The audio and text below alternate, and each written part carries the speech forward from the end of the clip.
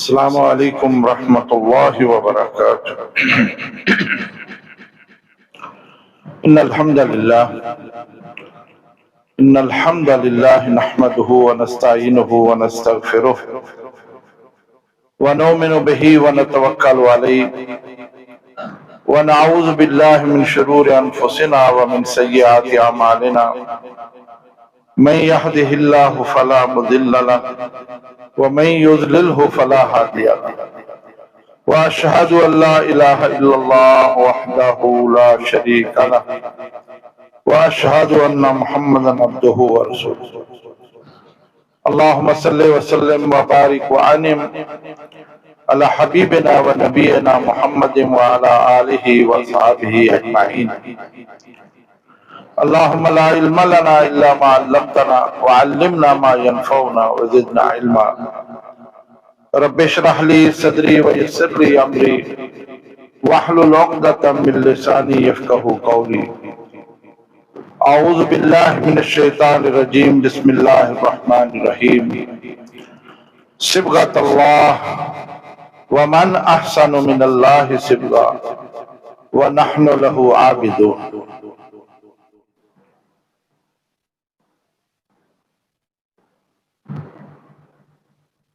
جناب محترم قاری حسن ابراہیم صاحب،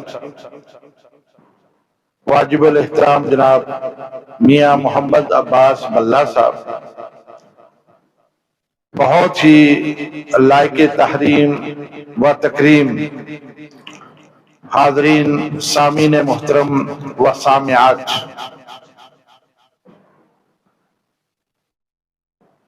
آج کی یہ بہت ہی مبارک گھڑی جس میں آپ تمام حضرات شریک ہیں، یہ ختم قرآن کے حوالے سے منعقد ہوئی ہے۔ خوش نصیب ہیں آپ سارے، اللہ کی توفیق سے آپ سب نے اس رمضان المبارک میں قاری صاحب کے پیچھے کھڑے ہو کے حرفاً مکمل قرآن حکیم سنا ہے۔ قرآن حکیم بلا شبہ اللہ کا کلام ہے، اور یہ اللہ کی نازل کردہ آخری کتاب ہے جو ہم سب کے لیے، پوری انسانیت کے لیے ہدایت نامہ ہے۔ اس کا پڑھنا، اس کا سننا دونوں ہی باعث اجر و ثواب۔ پڑھنے والے کو جیسے ایک ایک حرف پر 10 نیکیاں ملتی ہیں، سننے والے کو بھی اسی طرح سے 10 نیکیاں ملتی ہیں۔ تو الحمدللہ اللہ کا شکر ادا کریں، اس کی توفیق کے بغیر یہ ممکن نہیں ہے۔ اس نے آپ کو یہ توفیق دی، ہمت دی، آپ آئے اور آپ نے یہ سنا۔ یہ یاد رکھیں کہ یہ جو مواقع ہوتے ہیں، ان سے وہی لوگ فائدہ اٹھاتے ہیں جن کو اللہ اپنے دربار میں قبول کرے، ورنہ آپ تھوڑا سا نکل کر دیکھیں، اس وقت بھی سڑکیں بھری ہوئی ہیں، مارکیٹیں بھری ہوئی ہیں، اور گزرنا بھی مشکل ہے۔ وہ بھی تو لوگ ہی ہیں، مسلمان ہیں، لیکن جس کو توفیق مل گئی، اللہ نے قبول کر لیا، اس کے قدم خود بخود مسجد میں آ جاتے ہیں، اور جس کو توفیق نہیں ملتی، اس کا دروازہ مسجد کی طرف بھی کھلتا ہو وہ نہیں آتی۔ اس لیے شکر گزاری بنتی ہے، اور اس پر جتنا بھی آپ اللہ کا شکر ادا کریں کم ہے۔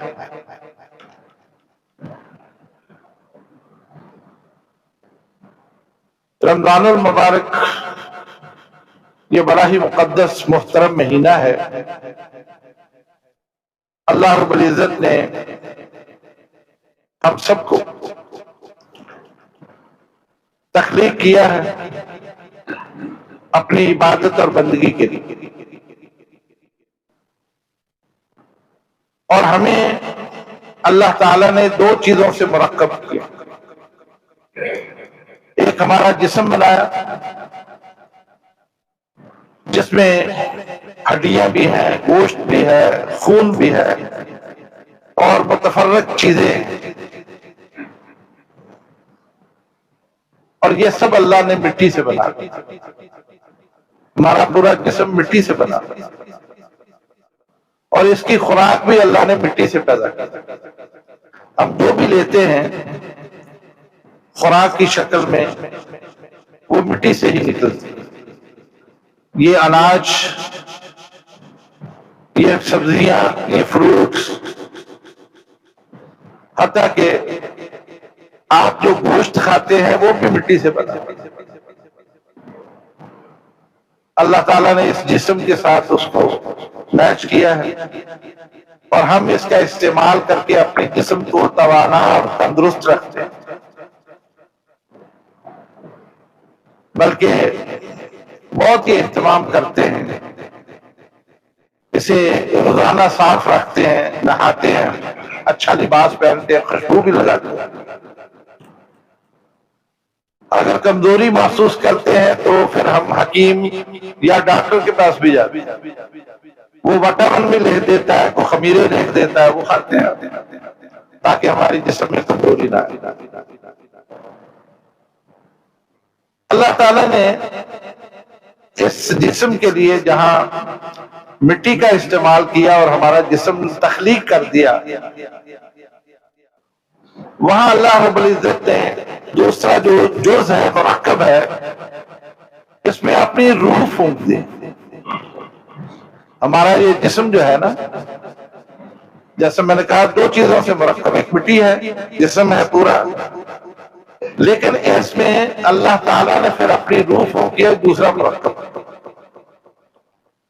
اور اس روح کی وجہ سے ہم چلتے پھرتے ہیں، اٹھتے بیٹھتے ہیں، اور ہماری حیات ہے، ہماری زندگی ہے۔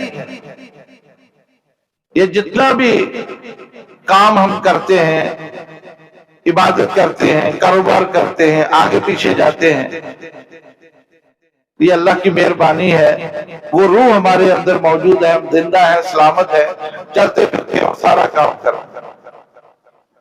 لیکن اگر یہ روح نکل جائے، روح نکل گئی تو پھر یہ جسم کیا ہوا؟ کیوں جی؟ کیا بنتا ہے جسم؟ مردہ، یہ میت۔ اور ہمارے پیارے ہی، ہمارے محبوب لوگ ہی اس میت کو اٹھاتے ہیں اور کسی ویران قبرستان میں دفن کر دیتے ہیں۔ ایسا ہے نا؟ جب تک روح ہے ہم قیمتی ہیں، ہم کسی کے لیے ناگزیر بھی ہیں، لیکن جیسے ہی یہ روح نکل گئی سب کچھ ختم ہو گیا۔ سوال یہ ہے کہ ہم اپنے اس جسم کے لیے بڑے فکر مند ہیں، اور دن رات اس کے لیے سوچتے ہیں۔ جو لوگ محنت کر کے پیسہ کماتے ہیں اور لا کے پھر گھروں میں کھاتے پیتے ہیں، وہ جسم کی توانا کرتے ہیں۔ حتیٰ کہ ایسے بھی لوگ ہیں جو کھانے پینے کے لیے چوری کرتے ہیں، ڈاکے ڈالتے ہیں، وہ نمبری کرتے ہیں۔ یہ سارا پیسہ اس لیے کرتے ہیں تاکہ گھر کا نظام چلتا رہے اور ہم کھاتے پیتے رہیں۔ لیکن سوال یہاں یہ ہے کہ ہم نے تو جسم کے لیے تو سب کچھ کر لیا،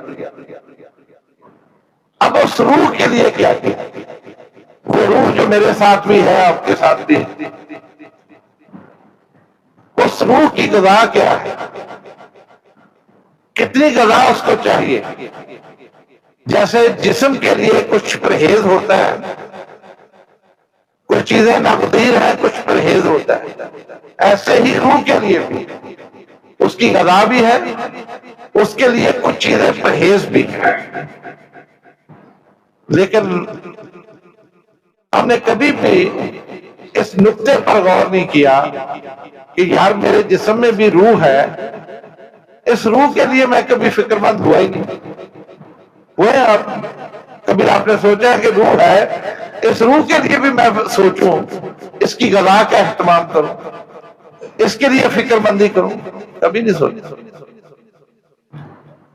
نتیجہ یہ ہے کہ وہ بے بسی کی زندگی ہمارے اندر گزارتے ہیں، بالکل بے بسی کی، وہ حیران پریشان ہوتی ہے ہم کیا سے کیا کرتے ہیں۔ ہاں، ساری توجہ اس جسم پر ہے، یہ جو مٹی سے بنا ہوا بت، اس پر توجہ ہے۔ وہ دیکھتی ہے کہ یہ اس کے لیے دو نمبری بھی کر رہا ہے، ملاوٹ بھی کر رہا ہے، کرپشن کر رہا ہے، پتہ نہیں کس طرح کی چیزیں جو ہے نا وہ لا کے یہ کھا رہا ہے، لیکن میرے لیے یہ سوچتا نہیں۔ یہ روح یقیناً اس پر سوچتی ہے، پریشان ہوتی ہے، اور ہم روزانہ اس کو غذا دینے کی بجائے اس کو مجروح کرتے ہیں، زخمی کرتے ہیں، اس لیے کہ اس روح کے لیے اللہ تعالیٰ نے جو غذا ہے وہ آسمان سے اتاری، وہ قرآن حکیم کی شکل میں ہے، وہ اللہ کے ذکر کی شکل میں ہے، وہ عبادات کی شکل میں ہے، وہ ساری چیزیں اس روح کی غذا ہے۔ ہم دن میں 5 نمازیں تو پڑھ لی، یہ میں ابھی بات کرتا ہوں اس پر، باقی اس کے لیے کیا کیا، تلاوت کتنی کی ہے، ذکر اللہ کا کتنا کیا ہے، اس سلسلے میں کوئی اہتمام ہی نہیں۔ اسلام میں 3 چیزیں بنیادی ہیں، اسلام ان 3 چیزوں پر کھڑا ہے۔ ایک عقیدہ ہے، عقائد ہیں ہمارے، اللہ پر ایمان، توحید، پھر رسالت ہے، پھر آخرت ہے، آسمانی کتابیں ہیں، انبیاء ہیں، فرشتوں پر ایمان ہے، اور تقدیر پر ایمان، یہ عقائد ہے۔ لیکن میرا آج موضوع یہ نہیں ہے۔ اور دوسرے نمبر پر اسلام میں عبادات ہے، عبادات، اور عبادات 2 طرح کی اللہ رب العزت نے ہمیں دی ہیں۔ ایک عبادت فرض کر دی گئی، لازمی قرار دے دی گئی، اور دوسری اللہ تعالیٰ نے نفل کی شکل میں دی، ہمیں ترغیب دے دی، ہمیں ہمارے اندر شوق پیدا کر دیا کہ ہم نفل بھی ادا کریں، نفلی عبادت بھی کریں۔ اور تیسرا اخلاقیات، اخلاقیات میں کیا ہے؟ حسن معاملہ ہے، آپ کا رویہ ہے، لین دین میں امانت ہے، سچائی ہے، سچ بولتے ہیں، وعدہ پورا کرتے ہیں، خدمت کرتے ہیں والدین کی، بہن بھائیوں کی، رشتہ داروں کی، بچوں کی، ان کے حقوق ادا کرتے ہیں، عدل کرتے ہیں، انصاف کرتے ہیں، یہ اخلاقیات ہے۔ میں مختصر وقت میں صرف عبادات کے حوالے سے اس لیے بات کرنا چاہتا ہوں تاکہ پتہ چلے کہ یہ عبادات ہماری روح کے لیے کیوں ضروری ہے۔ اللہ نے ہمیں بنایا، اللہ ہم سے بہتر جانتا ہے کہ یہ انسان روح کے لیے باقاعدہ اہتمام کر کے اس کو غذا نہیں پہنچائے گا، لہذا کچھ عبادات اللہ تعالیٰ نے فرض کر دی، چلو اس بہانے کچھ نہ کچھ حصہ اس روح کو ملے۔ اور اس عبادات میں جو فرض ہے اس میں سب سے اول درجے پر نماز ہے، 5 وقت کی نماز، یہ اول درجے میں، اور دوسرے درجے میں رمضان کے روزے، یہ فرض ہے، یہ ہمارے اوپر قرض ہے، اس کا ادا کرنا ضروری ہے۔ تیسرے درجے میں زکوٰۃ ہے، اگر کسی کے پاس مال ہے اس کا زکوٰۃ ادا کرے۔ اور چوتھے درجے پہ حج ہے، اگر وہ صاحب حیثیت ہے تو عمر میں 1 مرتبہ وہ حج کرتا ہے، یہ اللہ نے فرض قرار دیا۔ اگر کوئی ایسا نہیں کرتا ہے تو وہ مجرم ہے، وہ اللہ کا مجرم ہے، اس کے سر پر یہ بوجھ رہے گا کہ اس نے اللہ کا فرض کردہ یہ کام ادا نہیں کیا۔ اور اگر کوئی کرتا ہے تو یقیناً وہ اللہ پر احسان نہیں کرتا۔ اگر وہ عبادت کرتا ہے نا تو اللہ پر احسان نہیں کرتا، اس لیے کہ اللہ کو تو آپ کی بندگی عبادت کی ضرورت نہیں، وہ تو اس لیے کر دی گئی کہ کم از کم آپ کی روح جو ہے وہ تو صحت مند رہے، وہ آپ ہی کو فائدہ ہے۔ اب صورت یہ حال ہے کہ اگر نماز کو ہی ہم لے لیں جو کہ فرض ہے، اور اللہ کا شکر ہے آپ میں سے اکثریت عام دنوں میں بھی اس کی پابندی کریں، رمضان میں تو ماشاءاللہ کچھ رونق زیادہ ہوتی ہے لیکن عام دنوں میں کم ہو جاتی ہے۔ میں ان حضرات کی بات کر رہا ہوں جو نمازی ہیں، جو نماز سرے سے پڑھتے نہیں ہیں، وہ ہمارے موضوع کا حصہ نہیں ہے، اس لیے کہ ان پر بات کرنا فضول ہے۔ نبی کریم صلی اللہ علیہ وسلم نے تو فرما دیا کہ ایک مومن اور غیر مومن، ایک مسلمان اور غیر مسلم میں جو امتیاز ہے وہ نماز ہے۔ جو نماز ہی نہیں پڑھتا اس پر بحث کیا کرے؟ بات تو ان کی ہے نا جو نماز پڑھتے ہیں، جو نماز پڑھتے ہیں 5 وقت مسجد میں آتے ہیں، گرمی ہو سردی ہو آ جاتے ہیں، تکلیف اٹھاتے ہیں آتے ہیں نماز پڑھتے ہیں۔ اب جو لوگ نماز پڑھتے ہیں، غور طلب بات یہ ہے کیا وہ نماز کا وہ حق ادا کرتے تھے یا محض رجسٹر میں حاضری لگوانے آتے ہیں؟ چونکہ جب نماز پڑھنے آئے نا تو فرشتے حاضری لینے آتے ہیں، آپ کو پتہ ہے نا یہ خاص طور پر عصر کی نماز میں یہ فرشتے تبدیل ہوتے ہیں۔ یہ باتیں بظاہر بڑی عجیب لگتی ہیں کیونکہ ہمیں فرشتے تو نظر نہیں آتے، لیکن حدیث میں ہے کہ عصر کی نماز میں یہ ڈیوٹیاں تبدیل ہوتی ہیں۔ وہ فرشتے عصر کی نماز میں وہ حاضری مکمل کر کے ڈسپلے بند کر کے لے جاتے ہیں اور دوسرے فرشتے پھر بعد میں آتے ہیں۔ تو حاضری تو ہوتی ہے ہماری، ہم مسجد میں آ گئے، نماز پڑھی ہے، حاضری ہوگی، لیکن اس کی مثال آپ یوں لے لیں کہ بچہ کلاس میں جاتا ہے، وہاں حاضری اس کی ہو جاتی ہے لیکن پڑھتا نہیں، تو اس کی کیفیت کیا ہوگی کہ جیسے ہی امتحان ہوگا پاس ہوگا نہیں ہوگا۔ ہم مسجد میں آتے ہیں، حاضری ہماری ہو جاتی ہے لیکن ہماری نماز کی کیفیت کیا ہے؟ نماز کی کیفیت ہماری کیا ہے؟ میں آپ ہی کی طرح ہوں، اپنی کیفیت بھی یہی ہے کہ جیسے ہی امام کے پیچھے اللہ اکبر ہم کر لیتے ہیں نا، ہاتھ باندھتے ہی فی وادی یہیمون ہم مختلف علاقوں میں چلے جاتے ہیں، کوئی کریانے کی دکان پر، کوئی کپڑے کی دکان پر، کوئی اپنی فیکٹری میں، کوئی اپنے ادارے میں، کوئی پڑھانے والا، جو جو اس کا کام ہے اس میں وہ پہنچ جاتا ہے۔ اور نماز میں ہی ہمیں ساری باتیں یاد آتی ہیں اور ہمارا حساب کتاب بھی وہی ہو رہا ہے، کس سے لینا ہے کس سے دینا ہے، یہ سب اچھا کیسے ایسے ہوتا ہے۔ ہماری کیفیت یہ ہے کہ ہم نماز شروع کرتے ہی اس طرح کی کیفیت سے دو چار ہو جاتے ہیں، اور پتہ اس وقت چلتا ہے جب امام کہتا ہے السلام علیکم ورحمۃ، پھر ہمیں پتہ چلتا ہے وہ نماز پڑھ لیا، میں تو نماز پڑھ لیا، ہم نماز سے باہر آتے ہیں۔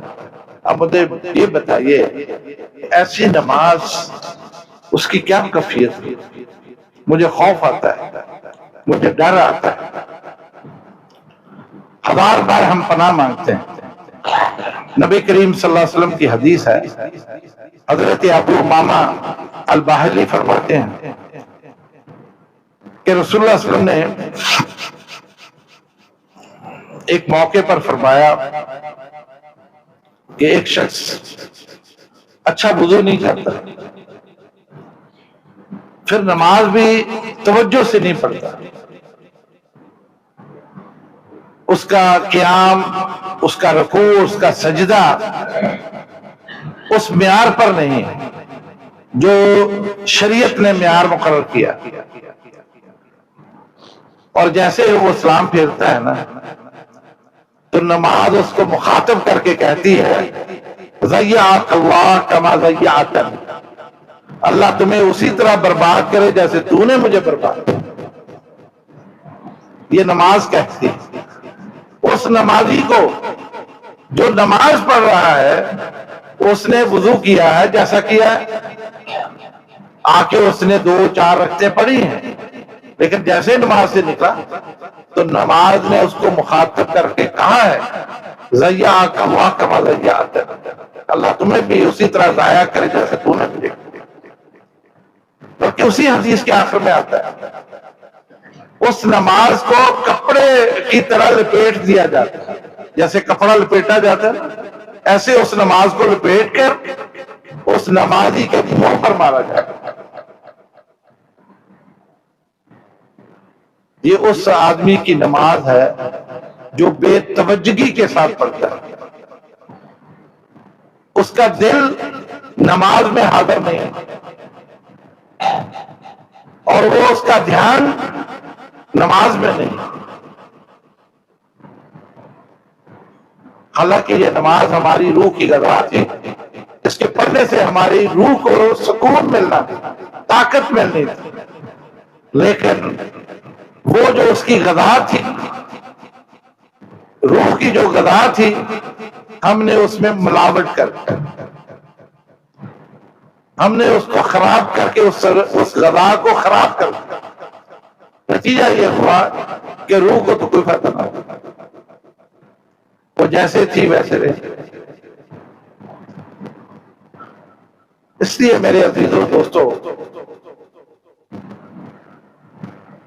یہ نقطہ ایسا ہے کہ اس پر غور کرنے کی ضرورت ہے، اور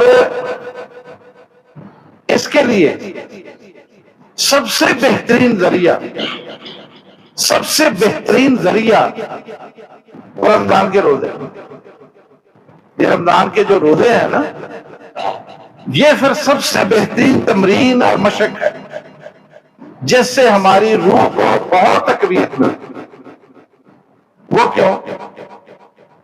اس لیے کہ انسان روزے سے ہوتا ہے، ہم صبح فجر سے لے کے مغرب تک کم از کم 12-14 گھنٹے ہم نہ کھاتی ہیں نہ پیتے ہیں، خالی پیٹ رہتے ہیں، غذا نہیں لیتے ہیں، جسم کی تقویت کے لیے کوئی چیز نہیں لیتے۔ نتیجہ یہ ہے ہمارا جسم باقی دنوں کی نسبت کمزور پڑتا ہے، اس میں وہ توانائی نہیں رہتی، وہ قوت نہیں رہتی جو غذا کی وجہ سے پوری ہوتی ہے۔ یہ جسم نرم پڑتا ہے، کمزور ہوتا ہے، اور دوسری طرف ہم روزہ رکھ کر کوشش کرتے ہیں کہ ان چیزوں سے پرہیز کریں، مثلا جھوٹ بولنا، بددیانتی کرنا، خیانت کرنا، گالی گلوچ کرنا، کسی کے لیے برا سوچنا، ان چیزوں سے بھی بچتے ہیں، اور یہ بھی روح کے لیے بہت مفید۔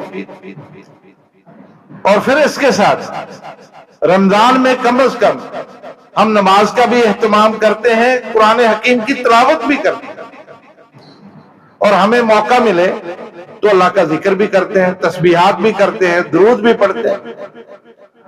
لہذا غذا کی کمی سے اللہ کا ذکر اور روحانی طور پر ہم مضبوط ہوتے ہیں۔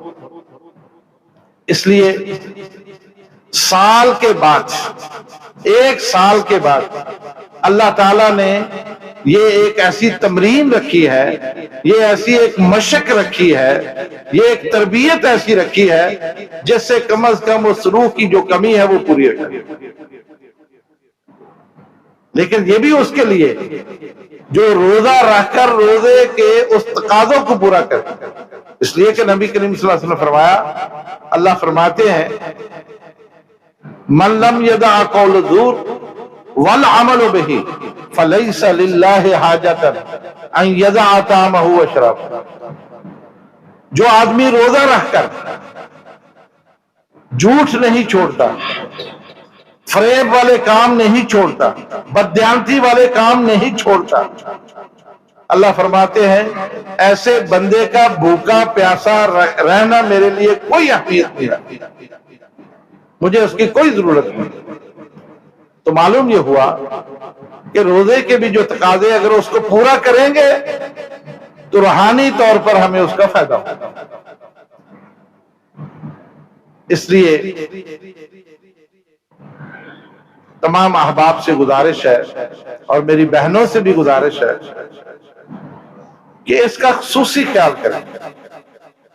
جب تک یہ روح ہے میری اور آپ کی زندگی، لہذا ہم اس روح کے ساتھ حسن سلوک کریں جو اللہ نے ہمیں دی ہے اور ہماری زندگی ہے.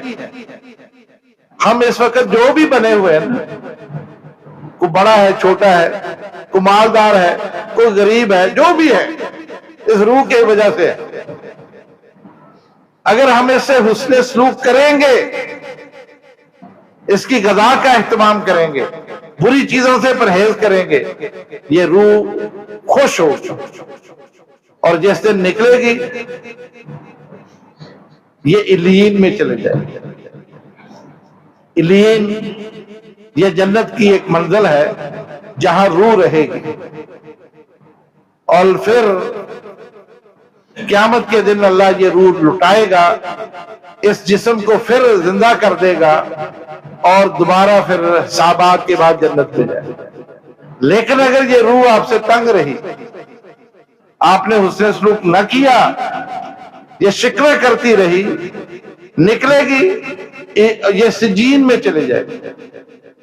یہ بھی جہنم میں ایک حصہ ہے جہنم کا، جہاں جا کے یہ رہے گی. میرے بھائیوں، اب صورتحال آپ کے ہاتھ میں ہے، آپ کے ہاتھ میں ہے. یہ آپ اس سے کیا سلوک کرنا چاہتے ہیں؟ اچھا کریں گے نتیجہ اچھا ملے گا، برا کریں گے نتیجہ برا ملے گا.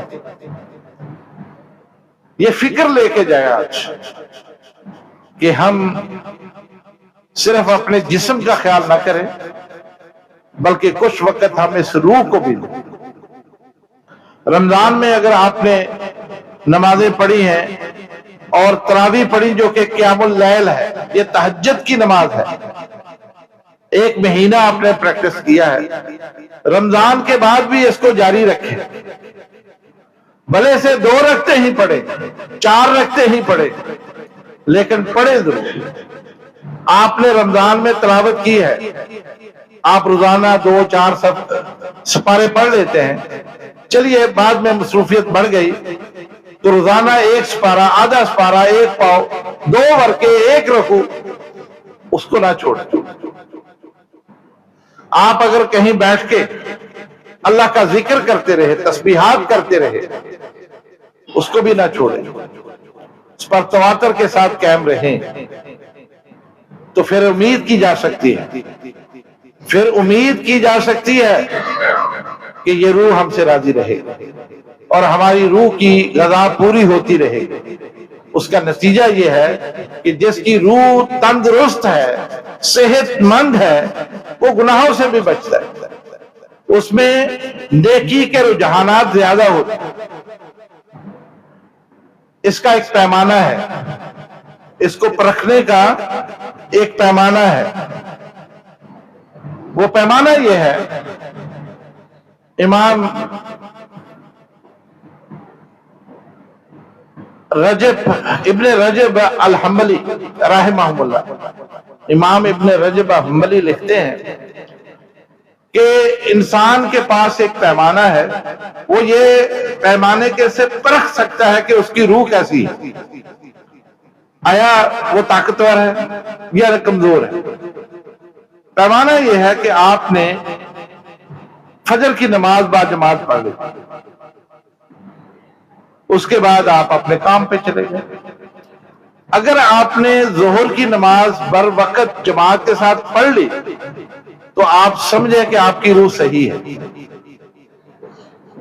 آپ نے عصر بھی ٹھیک جماعت سے پڑھ لی، مغرب بھی پڑھ لی، عشاء بھی پڑھ لی، آپ سمجھ جائیں کہ آپ کی روح صحیح ہے۔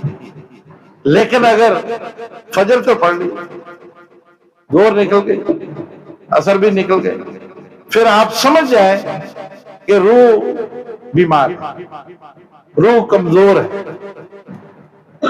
یہ پیمانہ ہے جو امام ابن رجب حنبلی نے بتایا ہے، اور اس کو آپ آزما کے دیکھیں، اس کو آزما کے دیکھیں۔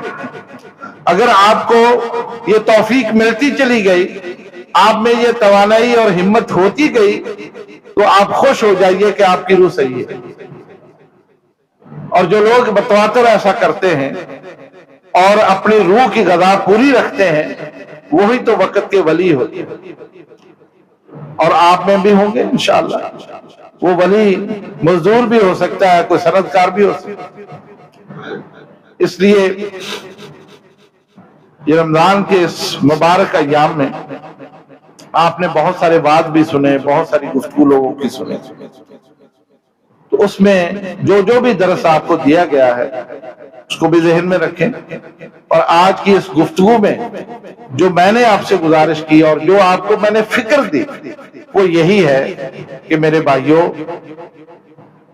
اللہ تعالیٰ نے ہمیں جسم دیا، صحت مند توانا جسم دیا، آنکھیں ٹھیک ہے، کان ٹھیک ہے، ہاتھ پاؤں سلامت ہے، جسم سلامت ہے، تمام اعضاء سلامت ہے، لیکن اس کے ساتھ اللہ نے ہمیں روح بھی دی ہے۔ جہاں ہم جسم کا خیال کر رہے ہیں وہاں ہم روح کا بھی خیال کریں، تاکہ ہماری زندگی اللہ کی پسندیدگی والی زندگی بن جائے، اللہ کی محبوب والی زندگی بن جائے، اور ہم اللہ کی قربت حاصل کریں۔ اگر آپ نے ایسا کر لیا تو آپ کامیاب ہیں، اگر ایسا نہیں کر پا رہے تو ضرور آپ کو سوچنا چاہیے تاکہ ہم اس منزل کو پا سکیں۔ اللہ تعالیٰ سے ہم دعا کرتے ہیں، اللہ کریم ہم سب کو اس کی توفیق بخشے، اللہ کریم سب کی مرادیں پوری کرے، اور اللہ تعالیٰ ہم سب کو اپنے ان بندوں کے زمرے میں شامل کرے جو اللہ کے پسندیدہ لوگ، جو اللہ کے محبوب لوگ، اور ان لوگوں میں شمال کریں جن کو اللہ تعالیٰ نے توفیق دے رکھی ہے۔ سبحان ربک رب العزت عما یصفون والسلام علی المرسلین والحمد للہ رب العالمین۔ یہ بلا شبہ بڑی مبارک گھڑی ہے۔ رسول اللہ صلی اللہ علیہ وسلم نے فرمایا کہ ختم قرآن پر کوئی آدمی ذاتی طور پر بھی قرآن حکیم ختم کرے نا، تو اس کے بعد جو بھی وہ دعا کرتا ہے اللہ کے ہاں قبول ہو۔ ویسے اللہ بڑے مہربان ہیں، اس نے ہمیں بڑے مواقع دیے۔ وہ شخص جو قرآن پڑھتا ہے نا، نبی کریم صلی اللہ علیہ وسلم نے فرمایا کہ وہ قرآن پڑھتا ہے لیکن دعا نہیں کر پاتا، اللہ تعالیٰ اس کے دل میں جو جو بھی خواہشات ہوتی ہے نا، بغیر مانگے اس کو دے دیتا ہے۔ اس لیے دے دیتا ہے کہ قرآن حکیم نے اس کو دعا کرنے سے مشغول کر دیا، دعا نہیں کر پایا لیکن تلاوت کرتا رہا۔ اس کی وجہ سے اللہ تعالیٰ اس کی جتنی مشکلات ہیں، جتنی اس کی آرزویں خواہشات ہیں، اللہ بغیر مانگے اس کو دے دیتا ہے۔ اس لیے ہمارے علماء نے لکھا ہے کہ انسان کو چاہیے کثرت سے تلاوت کرے، وہ چیزیں خود بخود اس کو مل جاتی۔ دل میں رکھتا ہے انسان کہ میرا بچہ صحیح ہو جائے، میری والدہ بیمار ہے صحیح ہو جائے، میرے کاروبار میں پریشانیاں صحیح ہو، یہ دل میں ہوتی ہیں چیزیں، لیکن تلاوت کر لے تو یہ تو بڑا ہی اچھا نسخہ ہے، کیونکہ انسان جب دعا کرتا ہے نا تو اس کے لیے بھی بہت ساری چیزیں ہوتی ہیں۔ نبی کریم صلی اللہ علیہ وسلم کی حدیث ہے، اللہ تعالیٰ اس دعا کو قبول نہیں کرتے جو بے توجگی کے ساتھ کی جائے۔ ہاتھ اٹھا لیے ہیں، ہاتھ تو اٹھائے ہوئے ہیں لیکن خیالات منتشر ہیں، توجہ نہیں ہے کہ دعا ہے، اللہ کی طرف رجوع ہی نہیں ہے، خیالات کہیں اور ہیں، بلکہ دل میں ایک اور دعا کر رہا ہے مولوی پاس کر، وہ یہ چاہتا ہے کہ دعا مختصر ہو، جان چھاڑ ان ساری۔ تو جب ایسے ہوگا پھر دعا کیسے قبول ہوگی؟ یہ سچ بات ہے، ایسا ہوا ہے۔ دعا سے پہلے کہا جاتا ہے جناب میرا مختصر دعا کر دے، اس کا مطلب کیا ہوتا ہے؟ وہ بھائی جب دعا کرنی ہے اللہ سے تو کچھ مانگنا چاہیے، تو جب اس میں پہلے سے ہی یہ نیت ہو تو معلوم کیا ہوا؟ اس لیے ایسی دعا قبول نہیں ہوتی جس میں توجہ نہ ہو، اللہ کی طرف رجحان نہ ہو، خیالات منتشر ہو، وہ نہیں قبول۔ اور دعا کرتے ہوئے اس یقین کے ساتھ دعا کرو، منہ کے نونا دعا کے، اس دعا کی یقینی قبولیت کے ساتھ دعا کرو کہ اللہ ضرور میری دعا قبول کرے، پھر وہ دعا قبول ہو۔ اور پھر آپ بھی خوش نصیب ہے جن میں میں بھی شامل ہوں۔ اللہ کے بندو، دعا عبادت ہے، یہ بھی عبادت ہے۔ نبی کریم صلی اللہ علیہ وسلم فرمایا الدعا هو العبادہ، الدعا مخ العبادہ، دعا جو ہے نا یہ عبادت ہے، بلکہ یہ عبادت کا مخ ہے، یعنی یہ جو ہم کہتے ہیں نا راس ہے۔ اس لیے دعا کرتے ہوئے بہت انسان کو توجہ کرنی چاہیے، اس لیے کہ جو کچھ آپ مانگ رہے ہوتے ہیں نا اس وقت فرشتے بھی موجود ہوتے ہیں، تو ادباً بھی انسان کو پھر ادھر ادھر نہیں دیکھنا چاہیے، کچھ اور نہیں کرنا چاہیے، پھر انہماک ہونا چاہیے کہ میں دعا کروں۔ اس لیے بہت ساری وجوہات ہیں، اور یہ رمضان کی ایک رات ہے، مقدس راتوں میں سے ایک رات ہے، اور ختم قرآن کی تقریب ہے، اور پھر روزے کے بعد ہم سب یہاں موجود ہیں، نماز پڑھ چکے ہیں، ہم قیام اللیل کر چکے ہیں، اور رات کا یہ پہر شروع ہو چکا ہے۔ تو میرے خیال میں آپ پوری توجہ کے ساتھ دعا کریں۔ میں تو گناہگار ہوں، اللہ کا ایک بندہ ہوں، مل کر ہم دعا کرتے ہیں، اللہ تعالی ہماری سب کی دعائیں قبول فرمائے۔ میں اپنی بہنوں سے بھی عرض کروں گا بڑی خاموشی کے ساتھ وہ بھی ہمارے ساتھ شریک ہوں۔ یا رب لک الحمد کما ینبغی لجلال وجہک وعظیم سلطانک، یا رب لک الحمد حمدا کثیرا طیبا مبارکا فیہ، اللہم لک الحمد اولا وآخرا، اللہم لک الحمد ظاہرا وباطنا، الہکم الہ واحد لا الہ الا هو الرحمن الرحیم، الف لام میم اللہ لا الہ الا هو الحی القیوم، یا حنان یا منان یا بدیع السماوات والارض یا ذا الجلال والاکرام، اللہم صلی علی محمد وعلی آل محمد کما صلیت علی ابراہیم وعلی آل ابراہیم انک حمید مجید، اللہم بارک علی محمد وعلی آل محمد کما بارکت علی ابراہیم وعلی آل ابراہیم انک حمید مجید، ربنا ظلمنا انفسنا وان لم تغفر لنا وترحمنا لنكونن من الخاسرين، اللہم مغفرتک اوسع من ذنوبنا ورحمتک ارجع عندنا من اعمالنا، اللہم اشفنا واشف مرضانا مرضى المسلمين، اللہم عافنا وعاف مرضانا مرضى المسلمين،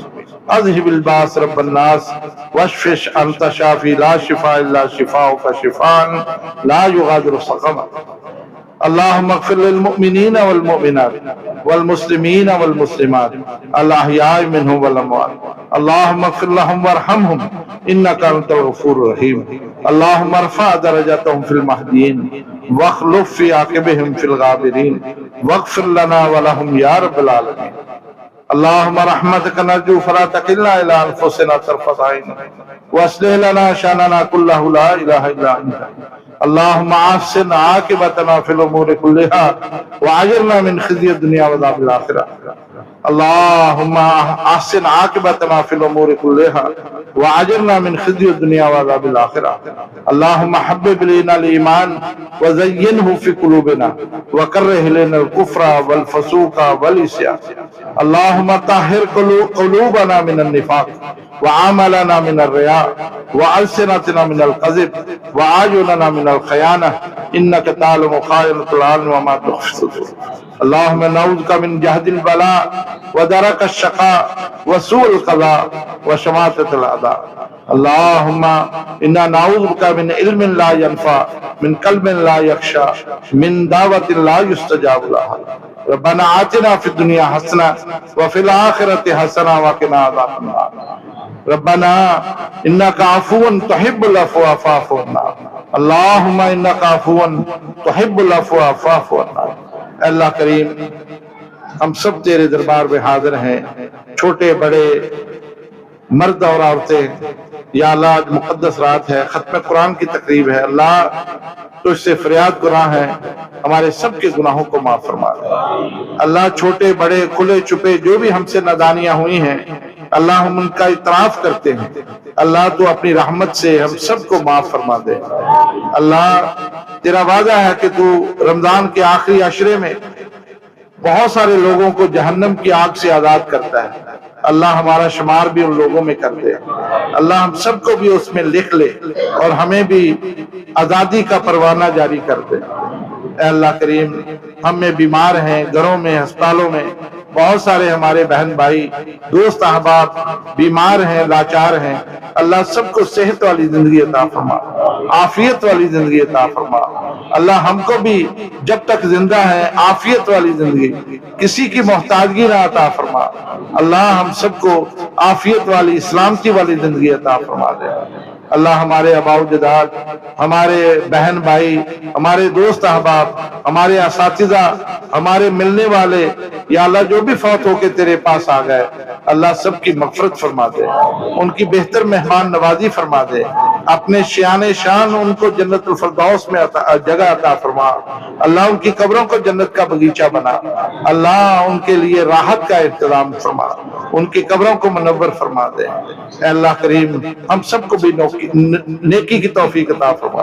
اللہ ہم سب کو نیکی کی توفیق عطا فرما، اچھے کاموں کی توفیق عطا فرما. اے اللہ ہم سب کو اپنا بندہ بنا لے. اللہ عبادت گزار بندہ بنا لے. ہمارے نمازیں، ہمارے روزے، ہمارا قیام، ہماری تلاوت کرنا اللہ سب کو قبول فرما لے. اللہ تو بڑا رحیم و کریم ہے، ہمیں مزید نیکی کی توفیق عطا فرما دے. اللہ ہمارے بچوں کی اصلاح فرما دے. اللہ بڑوں کی اصلاح فرما دے. ان سب کو ہماری آنکھوں کی ٹھنڈک بنا دے. اللہ اس وقت نوجوان راہ راست سے ہٹ رہے ہیں، اللہ تو ہی ان کو توفیق دے سکتا ہے. اللہ ہماری اولادوں کو نیک صالح بنا دے. اللہ انہیں ہمارا فرما بردار بنا دے. اللہ اپنا فرما بردار بنا دے. اللہ وہ لوگ جن کی بیٹیاں ہیں رشتوں کے لیے پریشان ہیں اللہ آسانیاں پیدا فرما دے. اچھے نیک صالح رشتے ان کو عطا فرما. اسی طرح جو بچوں کے لیے پریشان ہیں اللہ ان کو بھی نیک رشتے عطا فرما، اچھے رشتے عطا فرما. اللہ جو بے اولاد ہیں سب کو نیک صالح اولاد عطا فرما. اللہ جو بے روزگار ہیں سب کو روزگار عطا فرما. اللہ ہم سب کو رزق حلال عطا فرما. یا اللہ اچھے ذرائع سے ہم سب کو رزق عطا فرما. اللہ ہمارے لیے آسانی کے ساتھ رزق عطا فرما. اللہ ہمارے گھروں میں جو اختلافات ہیں اس کو دور فرما. اللہ ہمارے گھروں میں اتحاد، الفت، محبت پیدا فرما. بہن بھائیوں کے درمیان الفت محبت پیدا فرما. اے اللہ کریم ہمارے گھروں میں کاروبار میں جو پریشانیاں ہیں اس کو دور فرما دے. اللہ جو بھی آدمی جس حالت میں بھی ہے اللہ اس کو خوشیاں نصیب فرما. اللہ جو آرزویں لے کے آئے ہیں اللہ وہ تمنائیں آرزویں پوری فرما. اللہ بہت سارے ہمارے کام مشکل حالات کی وجہ سے رکے ہوئے اللہ تو ان کو آسانی کے ساتھ پورا فرما دے. اللہ ہم سب کو اپنے دربار میں قبول فرما. یا اللہ کل قیامت کے دن نبی کریم صلی اللہ علیہ وسلم کا ساتھ نصیب فرما. حوض کوثر پر وہ پانی ہم سب کو پینے کی توفیق عطا فرما. اے اللہ ملک پاکستان کی حفاظت فرما، اللہ یہ ہماری پناہ گاہ ہے، اس کی حفاظت فرما۔ اے اللہ جو بھی لوگ اس کے خلاف سازشیں کرتے ہیں اللہ تو ہی ان کو تباہ و برباد کر، اللہ ان کو ناکام نامراد فرما، یا اللہ جو دہشت گرد ہیں ان کو ناکام نامراد فرما۔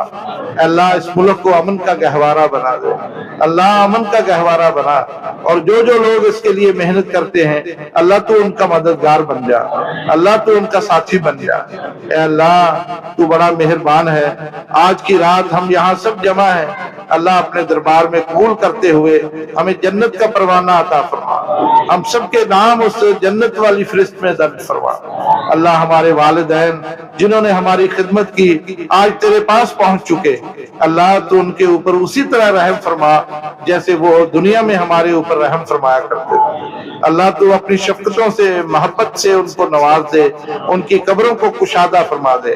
ہمارے بھائی ہمارے بہنیں جو بھی فوت ہو کے تیرے پاس آئے اللہ وہ تیری رحمت کے محتاج ہیں، اپنی رحمت سے ان سب کی بخشش فرما دے۔ اے اللہ کریم ہمارے گناہ بہت زیادہ ہیں لیکن تیری رحمت بڑی وسیع ہے، تو اپنی وسیع رحمت کے ذریعے سے ان گناہوں کو معاف فرما دے۔